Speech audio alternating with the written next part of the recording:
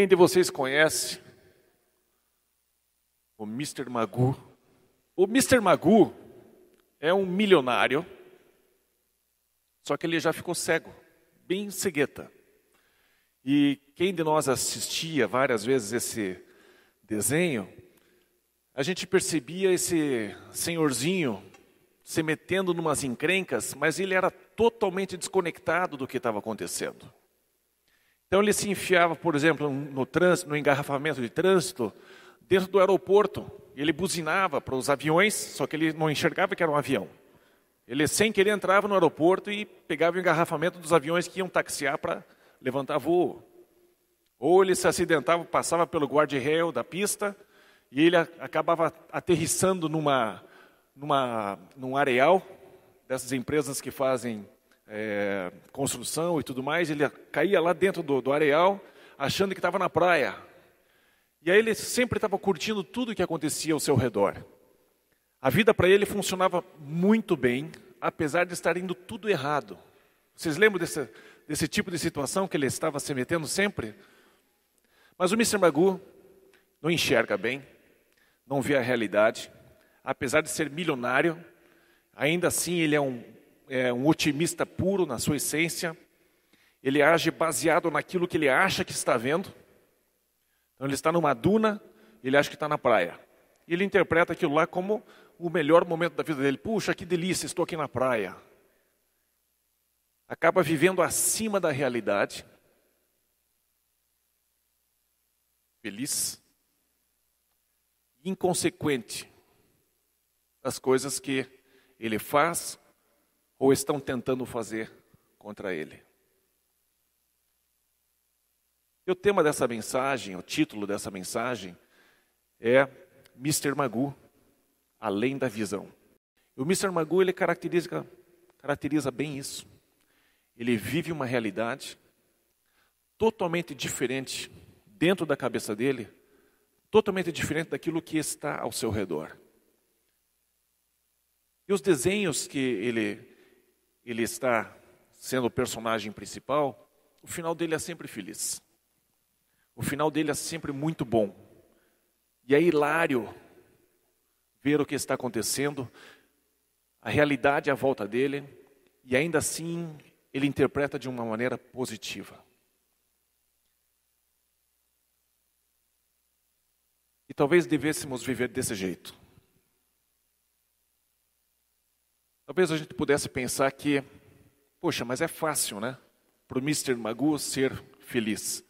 Milionário, e ele tem um escritor que escreve a história dele e dá o fim bacana, positivo. Mas eu pergunto para você, quem é que está escrevendo a tua história? Pare e pense, quem escreve a tua história? São os outros? É você mesmo? Ou será que você tem permitido que Deus escreva a tua história? Porque se você parar para pensar um pouquinho, alguém está escrevendo a sua história. Ou a sua história está sendo escrita. E se a gente parasse para pensar e deixássemos Deus escrever sempre a nossa história, ela teria um tipo de roteiro. Não é verdade? Não? Sim ou não? É verdade. Então nós temos uma possibilidade. Deus começa a escrever a minha história. Deus começa a escrever a tua história. E aí você tem um gibi, e as páginas vão passando, e você perceberia que a história é muito boa. Mesmo no meio de algumas páginas, onde teria algum leão, alguma ameaça, ainda assim você seguindo na história, você percebe que você está vivo. Continua.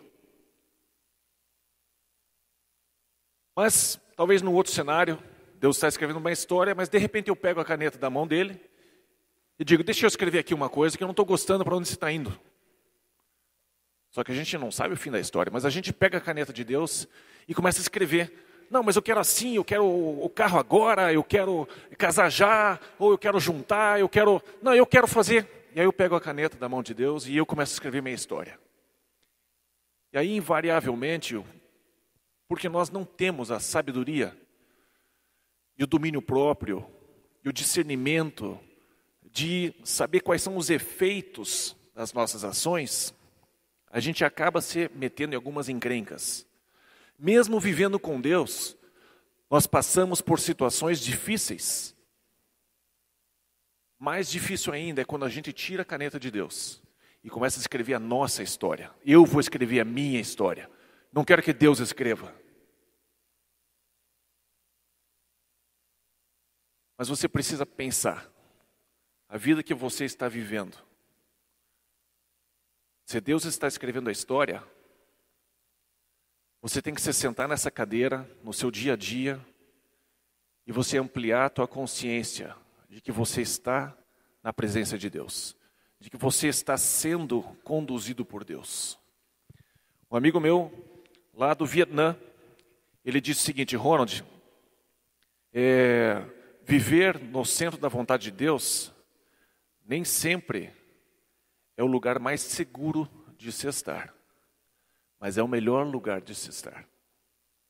Eu vou repetir para você pensar um pouquinho sobre isso, e se você pudesse projetar para um país onde o cristianismo não é bem-vindo, eu vou repetir a frase para você pensar como ele interpreta a vida. Ele disse o seguinte: Ronald, nem sempre viver no centro da vontade de Deus é o lugar mais seguro de se estar. Mas, sem dúvida, é o melhor lugar para se estar. E nós não podemos fazer com que a nossa vida seja escrita por nós visando o nosso conforto. Porque quando a gente fica numa zona de conforto,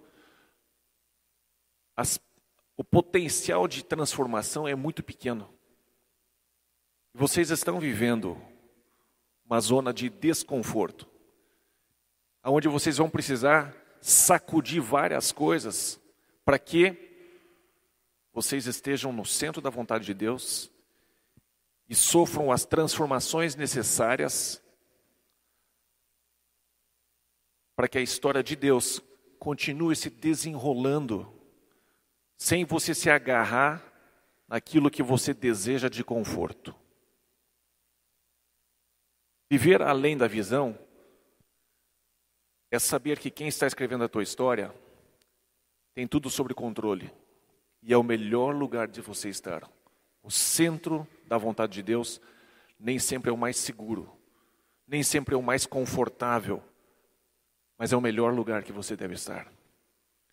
É a melhor opção para você aceitar.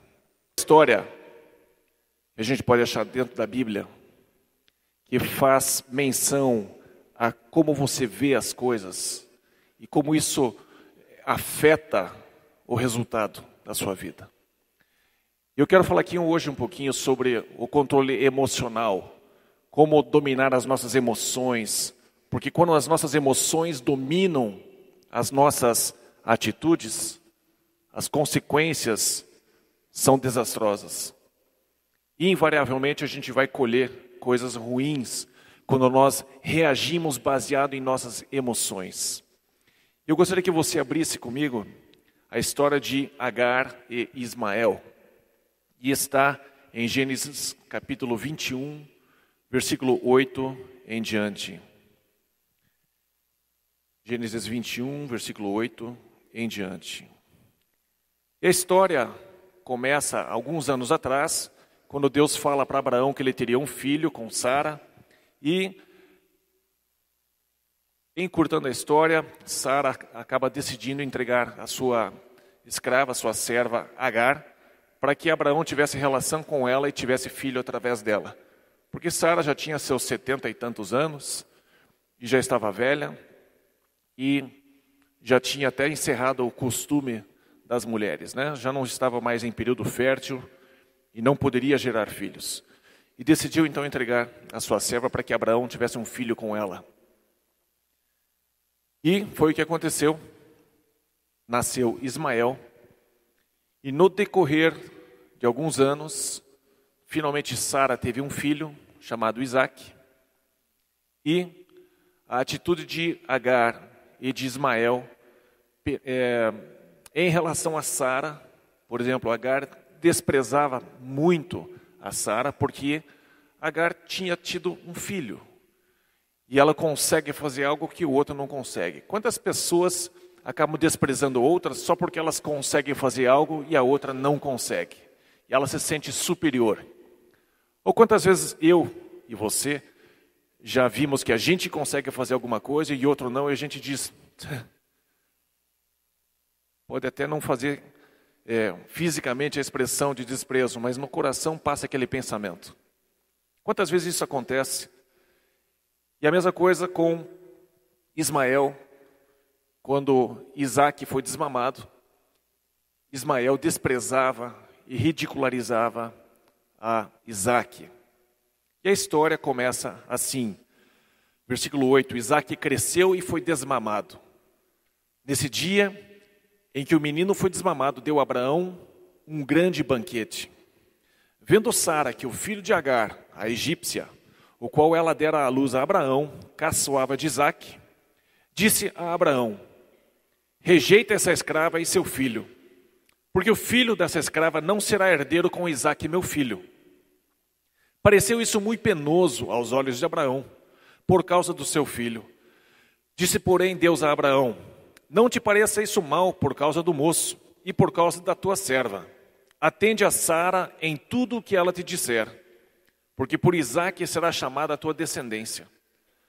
Mas também do filho da serva farei uma grande nação, por ser ele teu descendente. Tranquilizou um pouquinho Abraão. Então levantou-se, pois, Abraão de madrugada, tomou o pão e um odre de água, pô-los às costas de Agar, deu-lhe o menino e a despediu. Ela saiu andando errante pelo deserto de Berseba.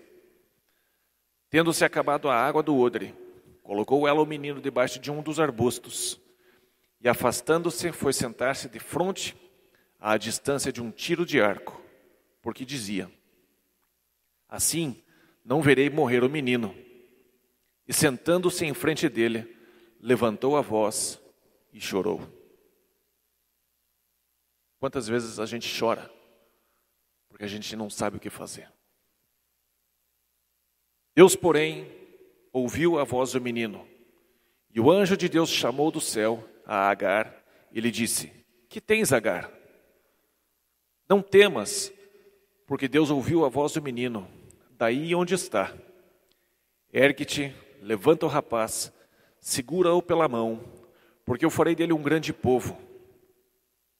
Abrindo-lhe Deus os olhos, viu ela um poço de água, e indo a ele, encheu de água o odre, e deu de beber ao rapaz. Deus estava com o rapaz, que cresceu, habitou no deserto, e se tornou flecheiro. Habitou no deserto de Parã, e sua mãe o casou com uma mulher da terra do Egito. Agar, ela foi promovida para ser mãe do herdeiro de Abraão. Abraão, um homem extremamente rico. E da noite para o dia, esta mulher Agar vê a sua vida sendo transformada, sendo transportada de uma posição de humilhação, apenas uma serviçal, para uma posição onde o filho dela seria herdeiro de uma fortuna incalculável. Abraão era praticamente um dos homens mais ricos daquela região do Oriente. Mas o tempo vai passando e a cada ano que passava, Agar, por exemplo, não tinha uma atitude boa. Ela desprezava a Sara, ela se sentia superior, pelo menos naquela área. E a atitude que ela teve acabou minando o relacionamento entre ela e a sua senhora, Sara, mulher de Abraão, legítima. E quando nasce o filho pega da mãe, a mesma atitude. Parece que os dois tinham a mesma conversa dentro de casa, aonde os dois falavam mal de Sara, aonde os dois criticavam a Sara, onde os dois desprezavam. E quando nasce finalmente Isaac, Ismael, ele continua aquela atitude de desprezar o filho, desprezar a Isaac. E aquilo lá feriu muito o coração de Sara. Às vezes a gente tem uma atitude ruim, às vezes a gente se comporta de uma maneira, a gente reage de uma maneira e vem vindo de geração em geração. E de repente a gente começa a colher as mesmas coisas. E sabe, gente, nós temos um assunto que é quase um tabu dentro das igrejas, no mundo inteiro, que é a maldição hereditária. O que anda nos pais, corre nos filhos, né? Mas, na verdade, essas coisas acabam passando de geração em geração, porque a conversa continua, o assunto continua à mesa, o nosso pensamento fica girando ainda dentro do mesmo assunto, e sem querer a gente acaba simplesmente perpetuando algo que gera consequências desagradáveis, que Deus não quer para você nem para mim. E quando a gente lê essa passagem, que Deus visita o pecado dos pais nos filhos até a 4ª geração, a gente se concentra um pouco demais nesse assunto, mas esquece de olhar o restante do versículo que diz: mas ele visita com graça e misericórdia e amor até 1000 gerações. E quando essa passagem é lida e a gente tem a tendência de ficar na primeira parte, a gente começa a achar pelo em ovo e começa a procurar, como se Deus estivesse numa lupa, olhando e investigando a tua vida, tentando achar alguma. Ahá! Achei! Agora você vai colher a consequência, porque você estava quase pulando para a 5ª geração. Se fosse na 5ª geração, eu não olhava mais. Faz sentido isso, gente? Deus está dizendo para vocês e para mim: eu sou um Deus misericordioso, amoroso. Até 1000 gerações eu vou procurar enxergar isso em você, depositar isso sobre você. Sim, é verdade, eu sou um Deus justo. Eu vou olhar o que você tem feito assim, mas a proporção, 1000 gerações, até a 4ª geração, o que esse escritor está querendo dizer é quem Deus é. E não uma pessoa que fica procurando picuinhas. Mas quando você começa a viver a sua vida da maneira que Agar e Ismael estavam vivendo, perpetuando conversas, perpetuando queixa, perpetuando insatisfações, de uma geração para outra, não é que Deus estava visitando a próxima geração, simplesmente você está colhendo aquilo que você está fazendo. E aí até que alguém que tem uma intimidade com Deus, tem uma promessa com Deus, se essa promessa vai ser atingida, Deus diz: ok, manda embora Abraão, manda embora a serva, eu vou lidar com eles. Manda embora a serva e manda embora Ismael. Ele não é teu herdeiro, mas deixa eles comigo. Deixa eles comigo. Agora você se projeta de volta para Agar. E Agar, na sequência, se vê numa situação da vida onde ela jamais imaginava se encontrar. Porque no versículo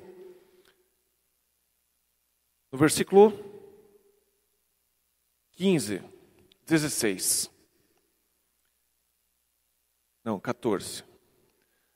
E ela saiu andando errante pelo deserto de Berseba. Agar não sabia o que fazer. E às vezes você e eu, a gente se encontra numa situação que às vezes é até consequência de algo que a gente fez. Mas às vezes é simplesmente uma situação nova. Não pense que toda vez que acontece alguma coisa difícil ou ruim, é porque você está colhendo uma consequência. O que eu fiz no passado? Meu Deus, o que está acontecendo? Calma. Por 1000 gerações e por 4 gerações, veja a comparação, veja como é que Deus olha para você. A proporção do amor de Deus, da misericórdia e da graça de Deus é muito maior, é 1000-4. É praticamente 1000 vezes maior. É muito grande a diferença. Mas às vezes você vai se encontrar nessa situação de você não saber o que fazer. E se você se deixa levar por essa situação e você começa a andar errante pelo deserto, você só tem um pouco de recurso, só tem um odre de água, tem filho para sustentar, para proteger, para cuidar, para dar um futuro, e você não sabe o que fazer. Perdeu seu emprego, seja porque você teve uma atitude ruim, seja por causa da crise, não importa. O que importa é o seguinte, você está vivendo essa situação. E se você se deixar sequestrar pela situação e começar a reagir em cima das tuas emoções por causa dessa situação, você não vai atrair resultados positivos em cima disso. E a sua tendência vai ser o que Agar fez, querer desistir. Agar chega num ponto, ela senta debaixo de um arbusto ali, coloca o menino dela e não quero nem ver, vai dar morte isso aqui, não quero nem ver o que vai acontecer, dá as costas, vai embora numa distância de um tiro de flecha e vai lá longe e chora. Simplesmente senta, chora e desiste. Talvez alguns de nós aqui esteja justamente nesse momento. Desistir. Não dá mais, não sei mais o que fazer. Acabou. Devo estar colhendo alguma coisa, deve ter feito macumba para mim lá na esquina, deve ter feito alguma coisa, eu não sei o que eu fiz para merecer tudo isso. Ai, meu Deus. Mas você está ali. Desistiu. Versículo 16 diz, afastando-se foi sentar-se de frente à distância de um tiro de arco, porque dizia, assim pelo menos eu não vejo meu filho morrer. Assim pelo menos eu não vejo a desgraça se aproximar e tudo que eu tinha vai ser perdido. E o interessante é que, ainda que Agar e Ismael tenham pego a caneta da mão de Deus e começaram a ter umas atitudes ruins, e começaram a desprezar, e começaram a tratar mal quem eles não deveriam tratar mal, ainda assim Deus vem e diz, eu tenho uma promessa para você, eu tenho algo bom para você. Gente, quem de nós pode dizer assim, não, eu sou bom, eu mereço uma história com um final feliz, eu mereço. Gente, ninguém merece. Algum dia, alguém vai chegar no céu tentando entrar pelas obras e vai dizer assim, pô Deus, eu mereço, eu sou um cara bacana, sou muito legal. O pessoal dá 5 de esmola, eu dou 20. Dá porque tem. E aí o anjo que está na porta do céu pergunta, escute, você já mentiu alguma vez na sua vida? Bom, pensando desse jeito, né? Já menti. Então você é mentiroso. Os mentirosos não entrarão no reino dos céus. Oh, mas assim também não, né? Aí entra um outro cara, vai na porta do céu e diz, posso entrar? Você pode entrar. Aí você conhece aquele cara que entrou. Diz, mas esse cara era mais mentiroso que eu. Não, mas ele não está usando isso para entrar no céu. Ele está usando um passaporte. Jesus, você está tentando entrar no céu com o passaporte errado. E às vezes a gente acha que a gente merece ou não merece, e a gente tenta trabalhar só na meritocracia, onde a gente é recompensado por aquilo que a gente faz de bom. E nós temos que olhar como é que Deus é. Deus é 1000 vezes graça, misericórdia, amor. Talvez até a 3ª ou 4ª geração, Ele vai dar uma fuçadinha na tua vida para ver como é que as coisas estão. Para te endireitar, para fazer você de uma pessoa melhor. Para conviver em sociedade. Nosso comportamento é importante. Mas aqui Agar, ela simplesmente desistiu. E o que isso fez com que... o que aconteceu com a sua visão? O que aconteceu com a maneira que Agar tinha de enxergar a vida ao seu redor? Veja o que está aqui no versículo 19. Abrindo-lhe Deus os olhos, viu ela um poço de água. Gente, o poço estava ali. A palavra de Deus não diz, e Deus cavou um poço. Deus não fez um milagre. Deus tocou nas emoções de Agar. Deus quer tocar na tua emoção, no teu gerenciamento de ansiedade, de raiva, de medo, de desespero, de olhar para a situação que você está e dizer, não tem mais jeito. Nós temos como cristãos a tendência, triste entre aspas, de esperar que Deus faça sempre um milagre. Gente, milagre é uma intervenção divina numa crise. Mas Deus nunca pede para a gente entrar em crise.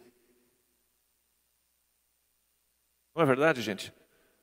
Eu quero ser salvo de uma situação terrível. Eu não quero ser salvo de uma situação terrível. Eu não quero entrar numa situação terrível.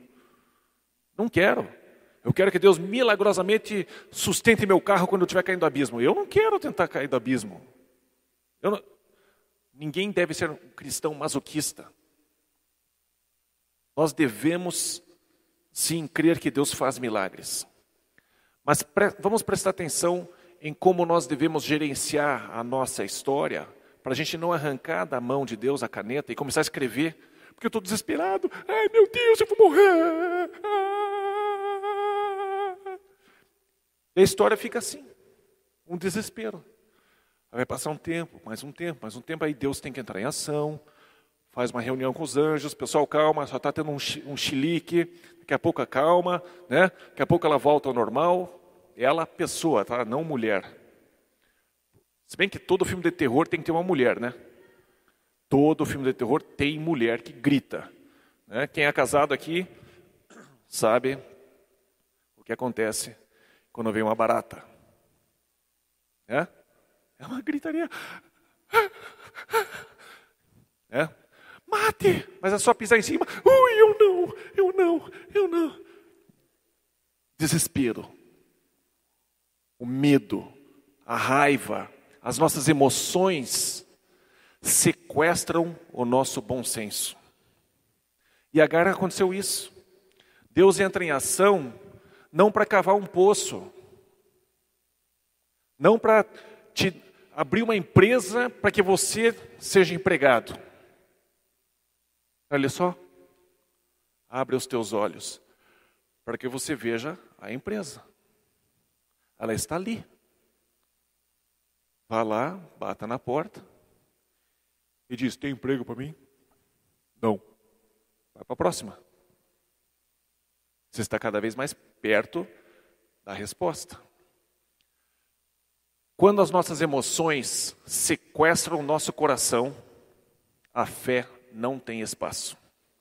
O coração é um órgão, é um espaço, é um ambiente que não permite duas emoções ao mesmo tempo.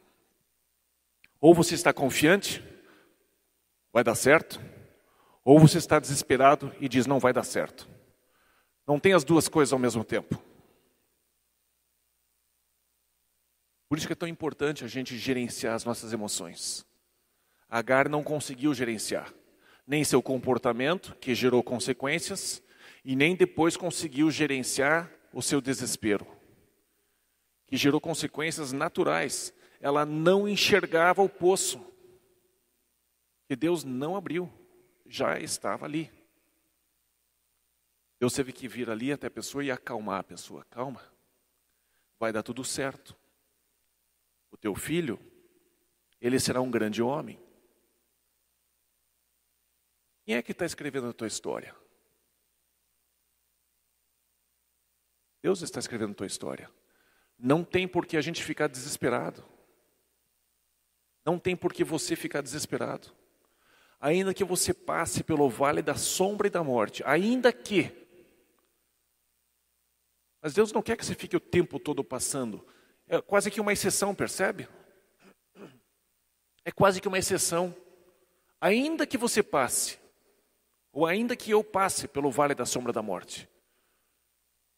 Eu não o quê? Não temerei. Emoção. Eu não temerei. Emoção. Eu vou gerenciar isso. Eu vou ter domínio próprio. E o domínio próprio é um fruto do Espírito.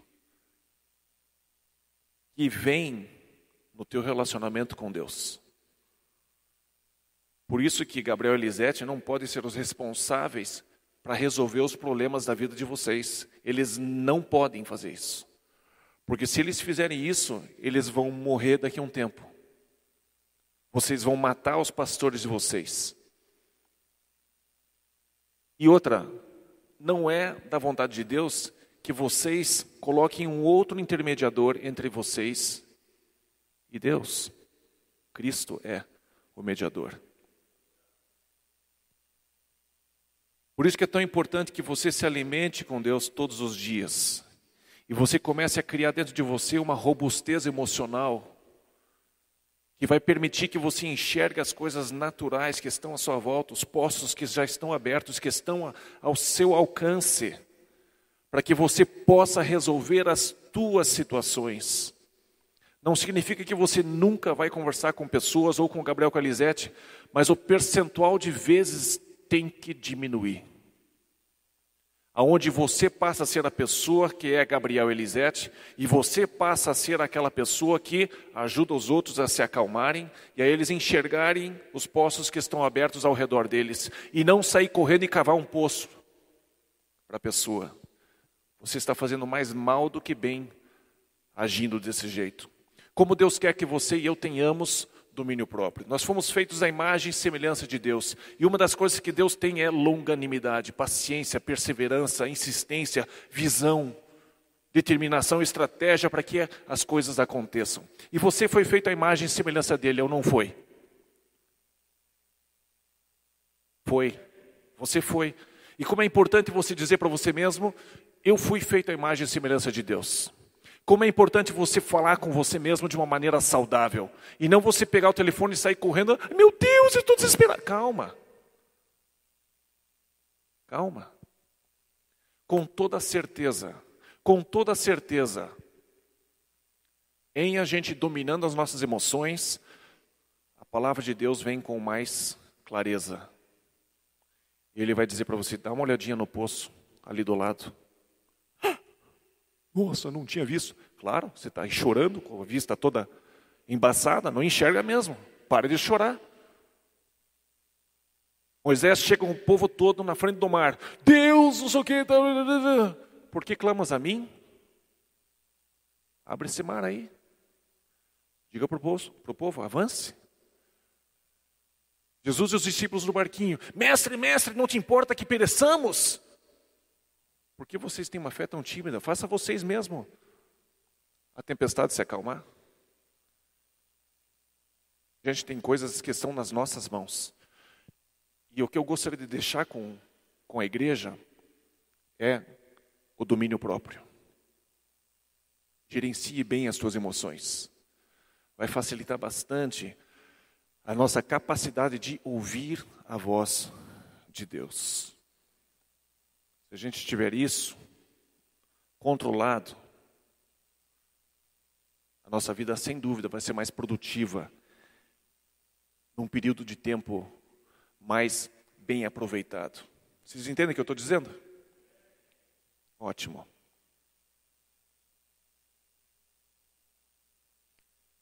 Tem uma expressão no mundo corporativo que a gente diz assim: se você não confia no mensageiro, você não confia na mensagem que ele traz. Se alguém chega para você e diz, não, vai dar tudo certo, e você não conhece essa pessoa, não confia nessa pessoa, você não vai dar crédito e você vai continuar desesperado. Como é que você pode acreditar que Deus realmente vai fazer com que a sua vida termine bem?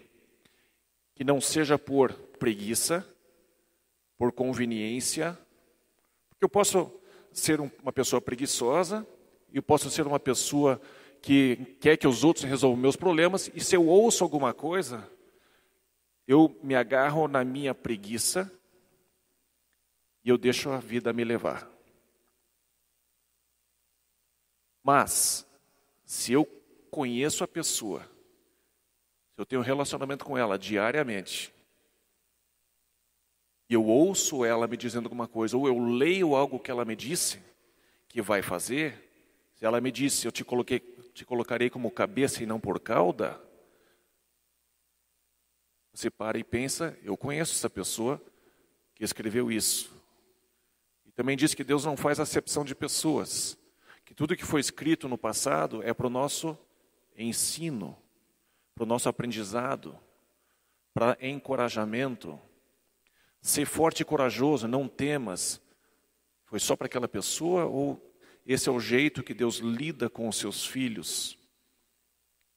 Se você não conhece o mensageiro, como você vai acreditar na mensagem que ele traz? Como é importante, como é central a gente passar tempo com Deus. Eu e você, sozinhos com Deus. Isso aqui, coletivo, é bom. Mas todo dia você tem que ficar sozinho com Deus. Para você conhecer o mensageiro. Para você ter a ousadia de acreditar e ser de fato como um filho de Abraão, que creu em Deus e isso lhe foi imputado como justiça. Você precisa conhecer a pessoa que está escrevendo. Precisa conhecer a pessoa que está falando. Como é importante desenvolver esse relacionamento. A fé sem obras, gente, é morta. Nós sabemos disso. Por isso que eu preciso agir e ir até Deus. Para desenvolver o relacionamento. Com clareza. Não como ritual. Por isso que eu vou até uma empresa, bato na porta e peço um emprego. Eu estou fazendo algo. Ou eu tenho uma ideia e eu começo a planejar e eu desenvolvo um plano de negócio e eu vou até o banco e peço um financiamento. Porque eu estou agindo e eu creio nesse negócio. Eu creio que Deus vai me fazer vencedor. E não se preocupe em pedir dinheiro demais, porque o banco não vai te dar. Ele vai calcular o teu plano, ele vai avaliar os teus bens, tá? Não se preocupe, eu vou pedir 2 bilhões, porque Deus está comigo. Mas o banco não está. Né? Pé no chão, eu pediria 2 bilhões. A Cris diria, não, mas peça 2 milhões só. Tá bom. Nessa conversa com as pessoas, nessas horas de você fazer com que a fé sem obras não seja uma característica sua, você consegue, através desse relacionamento com Deus, dar passos em direção a procurar cadê o poço. Porque Deus disse que jamais vi um justo sequer mendigar o seu pão. Onde é que está o pão? Para eu ir lá fazer. Onde é que está o trigo? Onde é que está a farinha do trigo? Onde é que estão esses recursos? Porque eu vou fazer algo, eu vou agir, eu vou fazer com que a minha fé entre em ação. Eu vou dar passos em direção a tirar essa água do poço. E o primeiro passo é você aprender a dominar as tuas emoções. A fé e o medo não podem coexistir. Ou você age em fé, ou você não age em fé. E sem fé é impossível agradar a Deus. E com isso eu quero encerrar, quero deixar essa mensagem para vocês. Eu gostaria que vocês pensassem, por que é que Deus me deu essa mensagem? Por que é que Deus está dando essa mensagem para a igreja? Eu não sei. Existe um motivo coletivo, existe um motivo individual. Cada um de vocês precisa pensar, refletir sobre aquilo que Deus traz através de um mensageiro. Que você seja como aqueles bereanos de antigamente, que não engoliam qualquer mensagem, mas iam nas palavras, iam nas escrituras e checavam aquilo que estava sendo apregoado. Não engula, seja quem for que suba aqui, nem do Gabriel, nem da Elisete, não engula simplesmente, é isso e acabou, é lei Petra. Não. Seja nobre, seja como aqueles bereanos que vão na palavra e se alimentam e puxam a responsabilidade para si mesmos das consequências dos seus atos. Ao invés de devolver para o Gabriel e para a Elisete, não deu certo. Não deu certo isso, não deu certo aquilo. Continua sofrendo, faz lista para frequentar a casa deles. Não façam isso, gente. Para que a igreja de vocês avance e cresça, todos vocês precisam ser saudáveis emocionalmente. Emocionalmente saudáveis. Vocês não podem transferir a responsabilidade para outra pessoa. Não podemos drenar os líderes da sua energia. E eles nem me pediram para falar isso, tá? Eles têm prazer, eles amam. Me irrita o quanto eles amam atender pessoas. Porque isso denuncia o quão alemão eu sou. Não, cada um com seus problemas. Ema, cada um com seus problemas. Mas uma coisa eu tenho para dizer. Deus, Ele quer fazer você emocionalmente saudável, se alimentando dEle diretamente e construindo juntos uma igreja que tem uma liderança, Gabriel e Elisete, e construindo juntos uma vida na sociedade. Curitiba precisa de vocês. Curitiba precisa de emprego. Talvez você seja a pessoa que pode abrir vaga para 5 pessoas, para 2 pessoas. Você já pensou que você é a solução para o desemprego?